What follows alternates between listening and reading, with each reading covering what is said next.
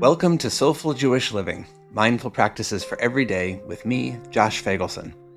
Our hope is that each episode of this podcast will help you reflect and slow down a little bit.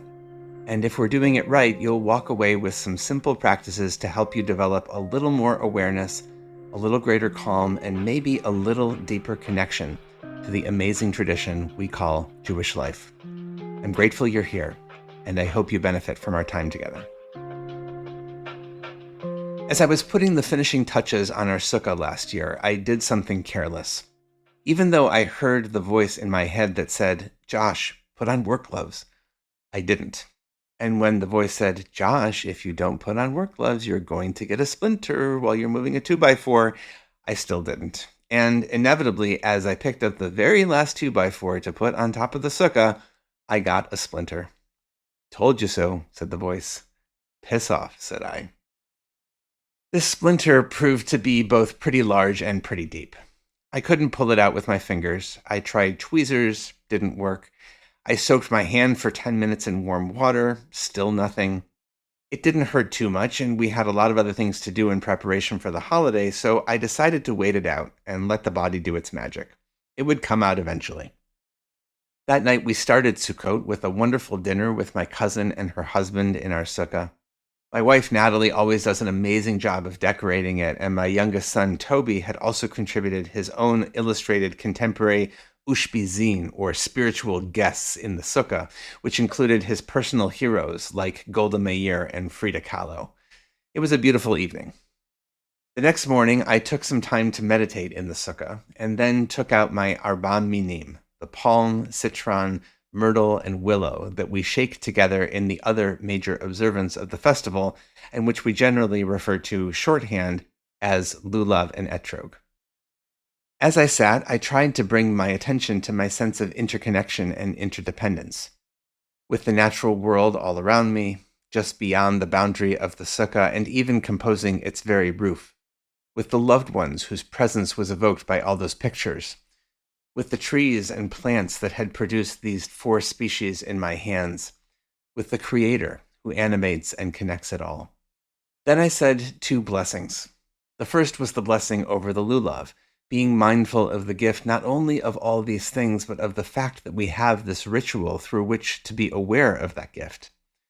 And then the Shehachianu blessing, mindful of the wonder that I could be here, right now, to again perform this ancient ritual. And then I performed it. Lulav in my right hand, etrog in my left, I brought them together. I slowly extended my arms out in front of me toward the rising sun, then brought them back slowly to my heart center. I did that again, and again, 3 times. Then I did the same to my right, toward the south, slowly out and in from the heart and out to the world and back again 3 times. And then 3 more times behind me, to the west and to the north. Then above me to the sky and below me to the earth. 6 times 3, 18 times I extended these 4 species from my heart to the world and back. I embodied the interconnection. I felt it. I felt myself deeply grateful and profoundly humbled. But then there's also reality. Remember the splinter? It had now been over 24 hours and it still wasn't coming out, even after more soaking and attempts with the tweezers. It hurt, but only when I touched the area directly. Otherwise, it was manageable. But I was starting to get concerned about infection. I started to think I might need to go to a doctor to remove it. The little voice returned. "Really? You have to go to a doctor for a 1/2-inch splinter?" Yeah, little voice, I said. At this point, trying to distract myself from my hand, I took our dog, Phoebe, for a walk. Our usual Shabbat and holiday route takes us past the house of my dear friend and colleague, Rabbi Sam Feinsmith, and his wife, Sarah Best Warren, known as SB by her friends, and their daughter. And Phoebe knew exactly what to do. She pulled me right into their yard where I found SB and their daughter in their sukkah. During the course of our visit, I mentioned my pesky and increasingly painful splinter, and SB suggested I try soaking my hand with Epsom salt.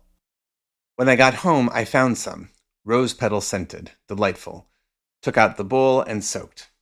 After 5 minutes, I checked my hand. I pushed gently and voila, The splinter came right out. Finally, relief.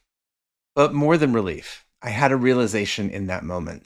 The whole splinter experience had embodied the interconnection expressed both by the lulav and etrog and by the sukkah itself. I had tried and tried to get my splinter out on my own, soaking, tweezers, even contemplating cutting open my skin to get it out. But when I got out of my own way and went into the world with the dog, the route led me into an open sukkah with a friend who had the wisdom I lacked and needed. Wisdom which led to the relief of pain and the healing of my hand. Sukkot is our holiday of harvest, of abundance.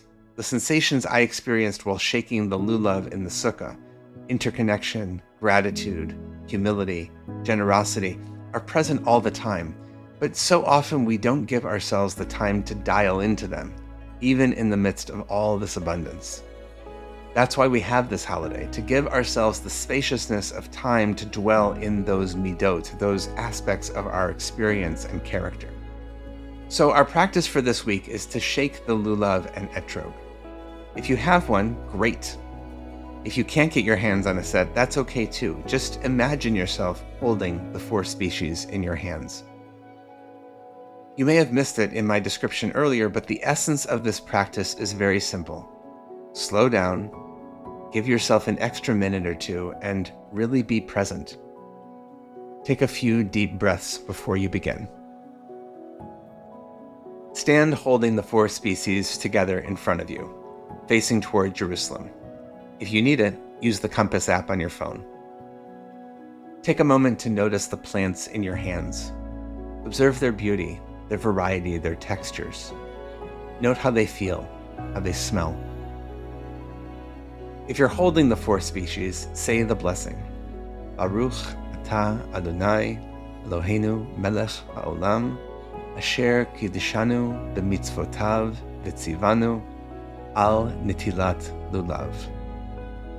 Blessed are you, life force of the universe, who has made us holy with your invitations to connect, and who invites us into this practice of holding the lulav. As you say this, close your eyes and bring to your consciousness the thousands of years and millions of people who have engaged in this sacred practice, your own ancestors and spiritual ancestors. You might feel a connection with them. Then, when you're ready, slowly extend your arms out and shake the plants you're holding. Notice the sound of the rustling. Notice how it feels to inject energy into these leaves. And then slowly bring your hands back to your heart, connecting that energy and vitality outside of you with the energy and vitality that's inside you. Almost like a breath, out and in. Now do it a second time, extending out, shaking, back to the heart. And a third time, out, in, out, in, out, in. 3 cycles of extension and shaking, 3 cycles of breath. Next, do the same thing, 3 cycles, but turning to your right rather than directly in front of you. Out, shake, in. Out, shake, in. Out, shake, in. Then behind you, to your left, up and down. Take your time. You're not in any rush. To do this with intention costs you perhaps 2 minutes more than doing it by rote.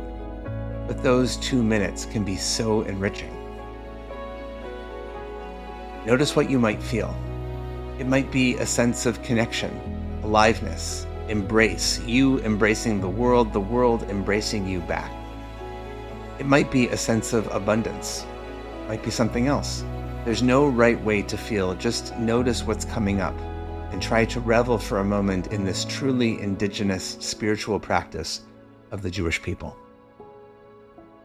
Blessings for the journey, and Chag Sameach. Have a wonderful holiday of Sukkot. I hope you'll join us next time, and let me know how this practice impacted you. Drop me a line at josh@jewishunpacked.com.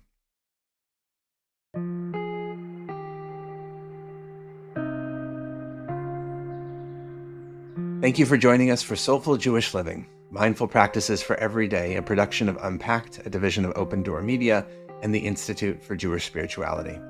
This episode was sponsored by Jonathan and Corey Califer and the Somerset Patriots, the Bridgewater, New Jersey-based AA affiliate of the New York Yankees.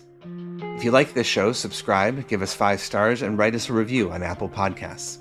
Check out Jewish Unpacked for everything Unpacked related, and subscribe to our other podcasts, and check out the Institute for Jewish Spirituality. Most important, be in touch. Write to me at josh@jewishunpacked.com. This episode was hosted by me, Rabbi Josh Feigelson. Audio was edited by Rob Pera, and we're produced by Rivki Stern. Thanks for joining us.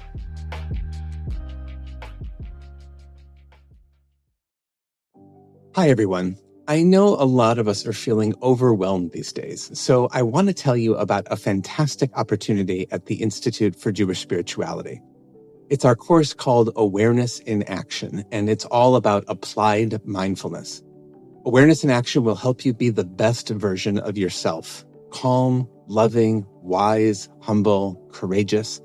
This is our most popular course at IJS, and it's only being taught this spring. Register for Awareness in Action by April 9th at jewishspirituality.org. Thanks.